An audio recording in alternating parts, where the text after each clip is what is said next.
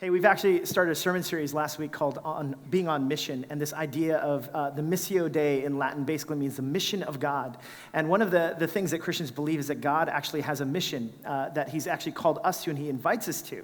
Now, it's interesting, if you're not a Christian here, that might sound kind of weird to you, but in many ways, it's actually a great Sunday to be here because now you can kind of lean in and kind of discover what do the Christians believe about what God is doing and what his role is in our lives today. Because really, this is the idea of the mission of God. And what's interesting is there's another Greek word called the word telos. Can I hear you say telos?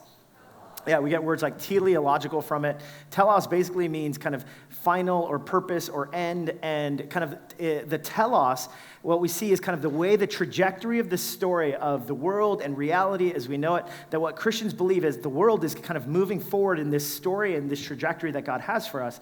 There's a book in the scriptures called the book of Revelation, and Revelation was this dream that was given to this person named John, and in the book of Revelation, there's a statement that Jesus makes over the world that really demonstrates what is the telos, what is the purpose that actually signifies also what is the mission of God and what is he doing. See, at the end of time, there's this vision that John has, and Jesus basically says over the world and everything in it, he says, "Behold, I am making all things new." Can I hear you say that with me? Behold, I am making all things new. And so there's this idea then that what Christians believe is that what God is doing and the mission that he has is he's in this mission to make all things new. That means not only places, but also people.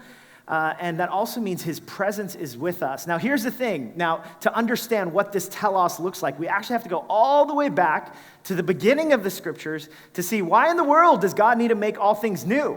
What is he doing, and why does this idea of making or renewing the world, where does it come from? And today we're going to explore this idea of what does it mean that God is making all things new, including or specifically as it relates to his relationship with people, his image bearers. Because in the book of Genesis, basically the idea is this, that God had created the world and everything in it, and he had created it to be beautiful, including man and women. And men and women uniquely, as opposed to other things in creation, all of creation was seen as beautiful and good. And yet, there was something about men and women, human beings that bore the image of God. And because we bore the image of God, it was called very good at the end when he pronounced over creation. Now, here's what Christians believe.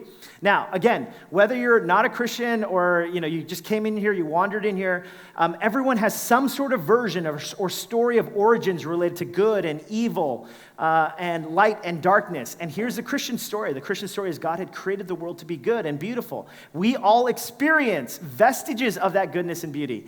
But there's also this sin and brokenness that we all experience as well. And we believe that Adam and Eve, they rebelled or they disobeyed God's command to them. And as a result, we call that the fall.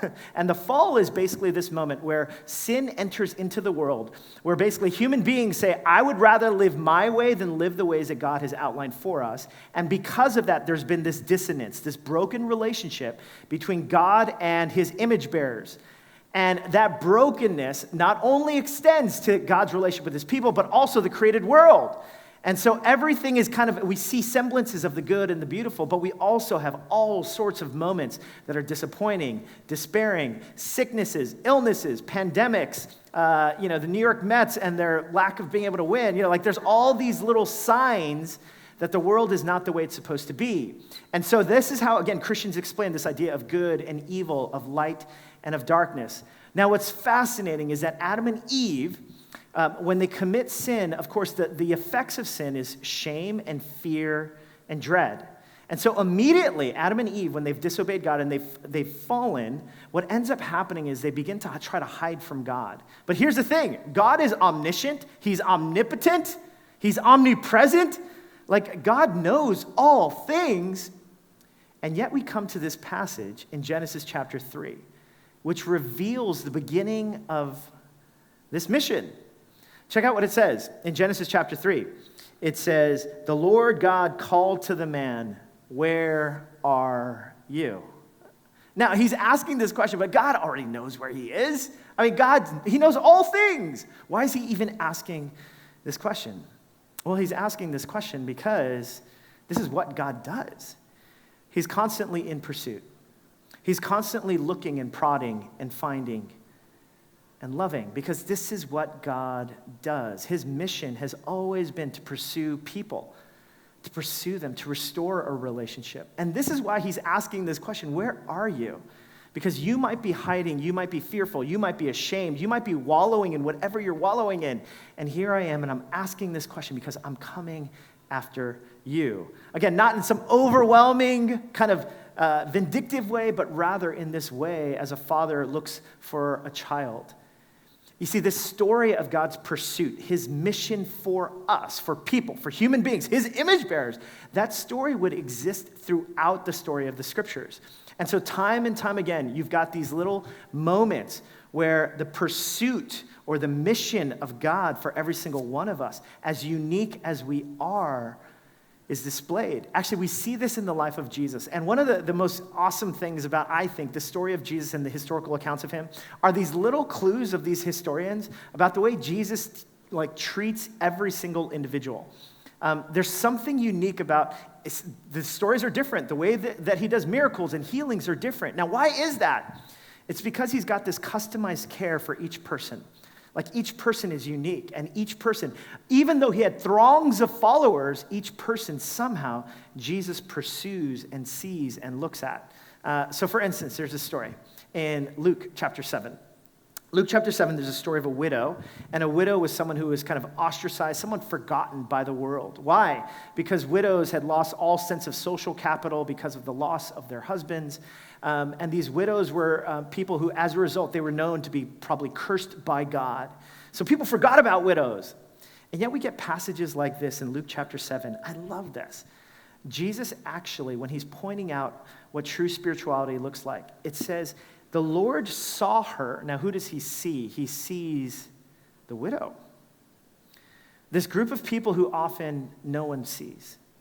This group of people who often the world kind of just ignores. It says Jesus saw her, and his heart went out to her. And don't you love this? I mean, I love these little clues that the historian writes. It's like Jesus is basically, this is who he is. He just notices people, and he sees them.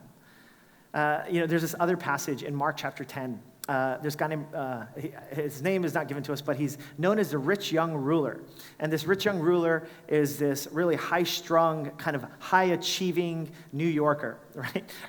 Like many of you all. But it's this person who basically wants to know tell me what success is before God. I mean, that's essentially what he's asking for Jesus. And Jesus is so kind of present with him. He sees right through him and all the questions that this person has. And I love this passage, like in this exchange that Jesus is having with this person who's so high-strung, amped up, wants to know, how am I right with God? I mean, look at what it says in Mark chapter 10. It says, Jesus looked at him, and he loved him. I mean, isn't that cool? Like he looks at him. Could have just said, he loved him, but no. There's these little clues, like he saw the widow. He looked at the man. And he loved him. He noticed him. He saw him. He saw her.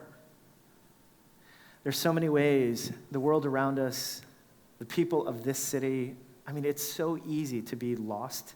Have you ever been in a conversation with someone where, like, they're talking to you, but they're not really there with you? That's probably happened to you as you're talking to me on a Sunday after service. Just full disclosure here, because I'm so distracted trying to figure out what's going on. But Jesus isn't like that. Jesus is like so present, he sees us, he looks for us. There's something about being noticed and being pursued. There was a friend of mine, him and his wife, one of their children was born with Down syndrome, and it was just this heavy moment for their family. They didn't know what to do. They didn't know much about having a child with Down syndrome, and today they would say that their son has been such a remarkable blessing. It's taught them so much about just being freely loved and enjoying life. But one of the things he said, one of the kind of the ancillary effects of what happened with having the son who had Down syndrome, or who has Down syndrome, was he said that he was telling me that he would go to the grocery store. And when he was at the grocery store, something unique happened. he noticed that the guy at the end of the counter also had Down syndrome. And he said he must have seen the guy like so many times going to the same grocery store and seeing that same person there. But it was almost like the first time, like he noticed the guy. And so he said that he was at the counter, and then for the first time, he started to make small talk with the gentleman, asking him his name. He remembers looking him in his eye and saying, "Thank you. Thank you for what you do." And he said he left kind of the supermarket, and he was so overwhelmed by emotion. Because he realized like he'd been to this same supermarket countless numbers of times, and he had been in that same lane countless numbers of times, and he had never really noticed the man. But there was something about having a son and wanting his own son to not be ignored, but to be noticed, that somehow gave him new eyes to see, to be noticed. And what's so beautiful about Jesus is like time and time again, there's these stories where like he sees people, like he looks for them and his heart goes out to them, or he loves them, it says. You know, one of my favorite stories is this other story of Jesus and a woman. There's this woman in Mark chapter 5 who the text tells us has been bleeding for 12 years. And it signals that she's been bleeding in areas that are very private. And so as a result of that, that doctors mysteriously could not diagnose or figure out what was wrong. And so for 12 years, she's been suffering from this physical infirmity, but she was also someone that was considered unclean because of this sickness. And so you can imagine, as people back then in the ancient world, whenever they were considered unclean, they actually had to go around and shout out if they got too close to people, "Unclean, unclean!" And the reason why was because whenever people got near people that were unclean, it was seen as being contaminated, or that they, by exposure, were considered people that could become unclean as well. And so this woman then, who's been suffering for 12 years, the story tells us, this woman, she hears the story of Jesus and how Jesus is like this miracle worker, right? So she's kind of like gets this bright idea. If I can just get to Jesus, like something extraordinary could happen. And she's tried everything else. She's kind of at her wit's end. It's been 12 years. So she's like, if I can just get to Jesus. So what happens is Jesus is actually in the midst. He's on the road getting ready to heal someone else. And what happens? This woman, I can imagine she's getting close to people. And again, she wasn't allowed to get close to people. But as she's getting closer and closer, she sees the groups and the crowd surrounding Jesus. And she thinks, if I can just touch the edge of his cloak. And so what does she do? She gets close enough where she basically she touches the edge of his cloak, the text tells us. And immediately she feels this surge of power kind of go through her body, and she feels like her body is made whole again. I mean, can you imagine, right? So she basically, she gets through the crowd somehow. She touches the end of the cloak, and she's basically like, oh my goodness, this is amazing. I can't believe it. I can feel this right away. I mean, can you imagine how she must have, but she's trying to keep it cool, right? She's like, I don't want to make a scene, but I can feel this power, and this is amazing. I can't wait to tell my friends, can't wait to tell my mom, my dad. Like, can you imagine just how she must have felt? You know what's crazy? Is check out what happens in the story, though. So after she's trying to walk away, Jesus kept looking around to see who had done it. Like he's looking. He himself has felt the power go out, and he's looking around, and maybe he's asking her around, and the disciples are like, Jesus, there's crowds of people bumping into you. What do you mean? Who touched you? And Jesus is basically, no, I'm looking around. And look at what it says. It says, then the woman, knowing what had happened to her, came and fell at his feet, and trembling with fear, told him the whole truth. Now, here's the question. Why is this woman trembling with fear? I mean, if I had just been healed, and, Jesus is looking, he's like, hey, power went out of me. I'm like, Jesus, that was me, actually. Hey, everyone, this Jesus, you should follow him. In fact, anyone should try to get a whiff of him and maybe just touch him, because he can heal you too. right? Like, I wouldn't be trembling with fear. I'd be excited. I'd be overjoyed. I'd be the biggest evangelist for this Jesus fellow. But here she comes, and she's trembling with fear. And she falls at his feet, it says. And the question is, why is she so fearful? She's just been healed miraculously after 12 years. She's fearful because she was unclean. And I can imagine as she begins to tell the story of what had happened, Jesus, listen, been bleeding for 12 years, and I'd rather not talk about where or how. But for 12 years, I've gone to doctor after doctor. They haven't been able to diagnose or to heal me. I've been unclean. And no one wants to be around me. You know, I can imagine as she's sharing this story, the whole truth, there's just crowds of people that are surrounding. They're like, what? What did you do? Did you touch me to get to Jesus? How dare you? Who do you think you are? You're unclean. What were you thinking? Why are you even trying to get close to him? I can imagine just kind of a serenade of hurtful words just cascading down upon her as she's telling the whole truth. You know what's so beautiful? It says, Jesus said to her,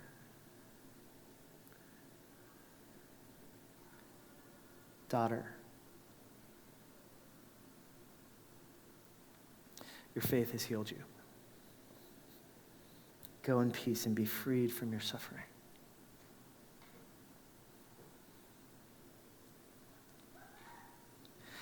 Why was Jesus looking for her? I mean, like, Jesus, just let her get away. Come on. Like, she got healed. Why was he looking? It's because Jesus knows that more than simply being healed of her physical infirmity, he wanted to heal her broken heart.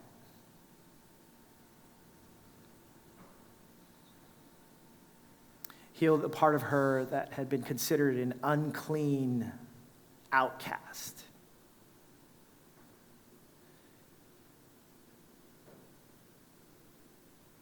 And before the taunting crowds, he wanted to be able to say very publicly to her, others might know you as unclean, others might have all sorts of hurtful words towards you, but today I call you daughter. My daughter.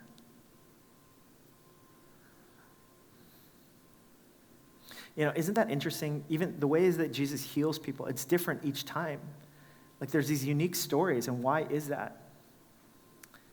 See, because Jesus, he's the kind of Jesus who looks, who sees, who notices, who loves, who heals, who's here to make all things new. And moments in which perhaps we feel unseen or unnoticed, there's actually a God who is here to pursue, to see, to search, to look, and to heal. You know what's interesting? In a city like New York, I mean, there's millions of people in this city, but one of the most constant refrains that I hear from people is how painfully lonely they are in the city. It's amazing. There's thousands of people just on this like block or zip code, and yet somehow this is one of the most lonely cities in the world. There's this image that we often use in our discipleship course. It's an iceberg, an image of an iceberg, because the image of an iceberg, basically 10% is above the surface and 90% is below the surface. And this image is such a tremendous image that I think outlines what many of us as New Yorkers feel, but also what many of us New Yorkers propagate ourselves, because via our LinkedIn profiles, our Instagram accounts, and whatever else we might have, we can easily project this image, this 10%, that we've got it all together. We've got our education, we've got our smarts, we've got our looks, we've got it all together. We've got where we live, we've got it all together, and yet there's this 90% below the surface, the fears, the failures, the sorrow, the shame, the loneliness, that sometimes we won't let anyone into. And as a result, we live in the most lonely city, even though we're surrounded by tons of people. Now, what if I told you that today, that whatever you've brought here with you, maybe today, each one of us, this is what we are. We are walking icebergs with this 10% that shows, and everyone thinks that everyone else is doing great, and yet, meanwhile, every single one of us are suffering in silence in different ways. And what if I told you that today, what if today was the day that God wanted to tell you today that you are not forgotten, that you are not unseen, that you are loved, that you are celebrated, that you are held?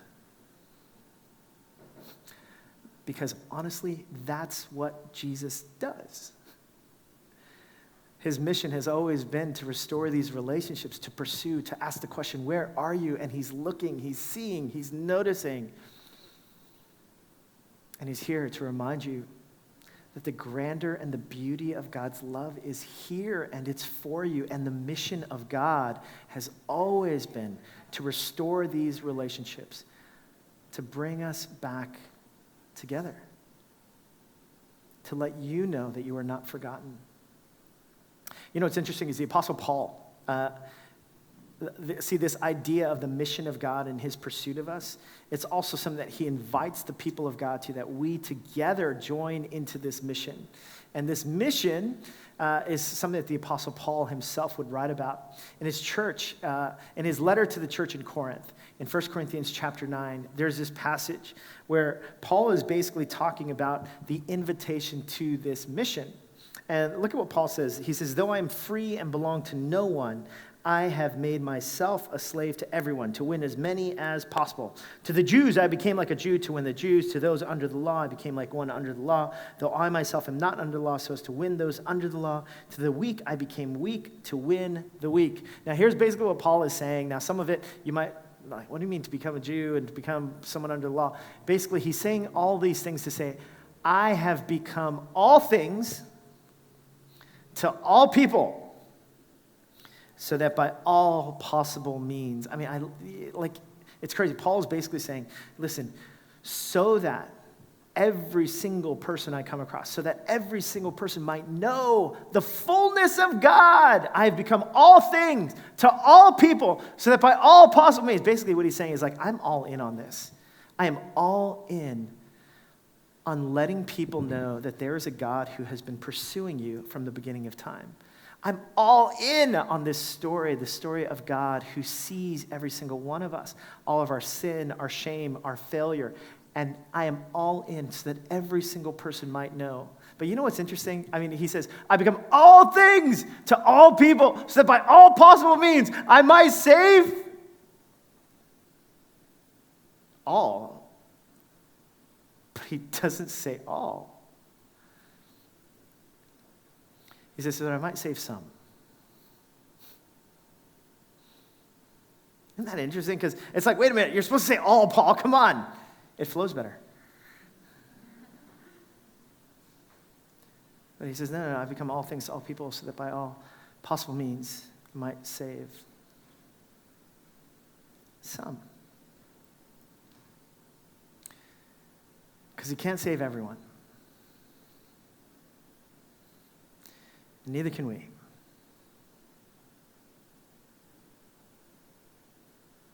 But we can give all of ourselves so that just some could know the beauty and grandeur and love and kindness and generosity and pursuit of a loving Father.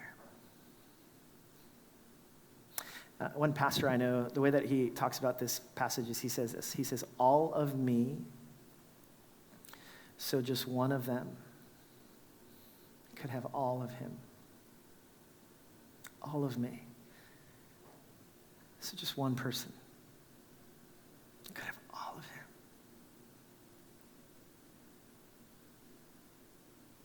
You know, when I think about this whole dynamic of all of me, so just one of them could have all of him, I often think about my mom.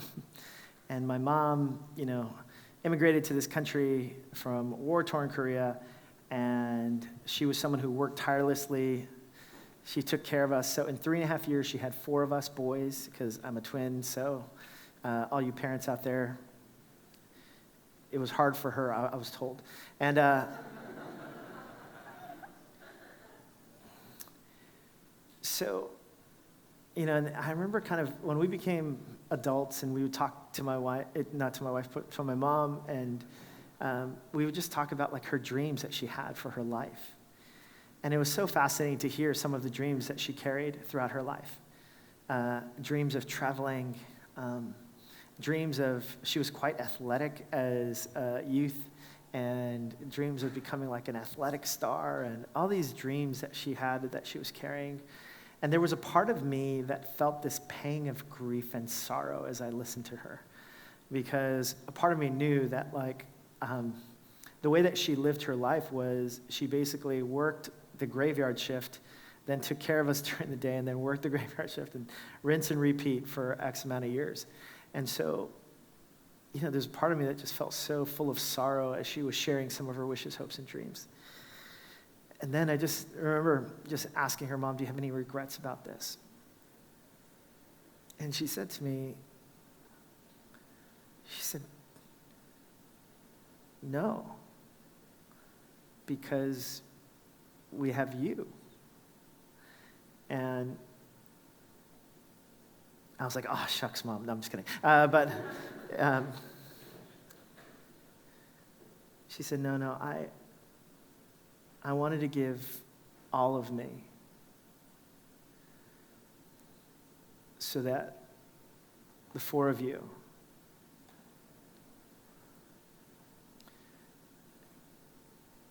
could really know the love of God.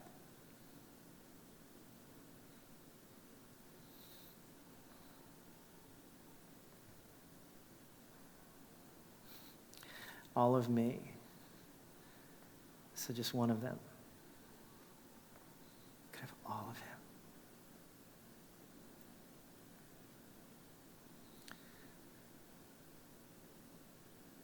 So that each one of us might first know that we are pursued and loved.